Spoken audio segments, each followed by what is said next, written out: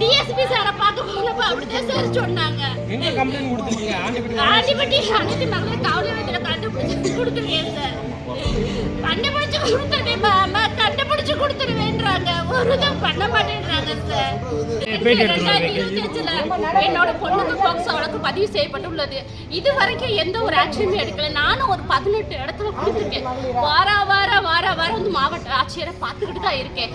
போங்கப்பா, இன்னைக்கு அரெஸ்ட் பண்ணிடுறேன், நாளைக்கு அரெஸ்ட் பண்ணிடுறேன், இப்படியே தான் சார் பதில் சொல்றாங்க. ஒரு நடவடிக்கை இது வரைக்கும் அவங்க எடுத்ததே இல்லைங்க.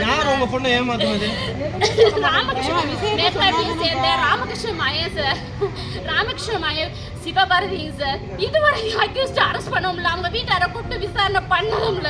எங்களவே சேசல் போனா உங்களுக்கு தெரியும், நீங்க சொன்னாதான் கண்டுபிடிக்க முடியும், நாங்க வெத்தலையில மை போட்டா சொல்ல முடியும் அப்படின்னு போலீஸ்காரங்க. கல்யாணம் பண்றேன். ஆமா சார், என் பொண்ணை நல்ல காலேஜ் படிக்க வச்சிருந்தேன் சார். ஆசைவார்த்தை கூறி என் பொண்ணை ஏமாத்தி இந்த மாதிரி பண்ணிட்டா சார். இப்ப அவங்க வீட்டாலே ஒழிச்சு வச்சுக்கிட்டு இந்த பொண்ணுக்கு இந்த குழந்தைக்கு நாங்க பொறுப்பு இல்லை அப்படின்னு சொல்லிட்டு எங்களை ரொம்ப இழிவா பேசி கொலை மிரட்டல் கூட விடுறாங்க சார். என் பொண்ணுக்கு யாருமே இல்லை, என் பொண்ணுக்கு நான் மட்டும்தான் சார். என்னால போராடவும் தெம்பிள்ளாங்க சார். ஃபர்ஸ்ட் குழந்தை சார், அது என்னோட பேத்தி, இன்னொரு பொண்ணோட பேத்தி சார்.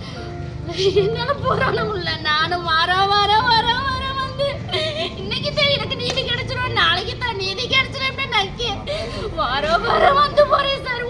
ஒருத்தவங்க கூட எனக்கு இறக்கமே படல சார். 22/2/2025 சார், 2வது மாசம் கொடுத்த கம்ப்ளைண்ட் சார்.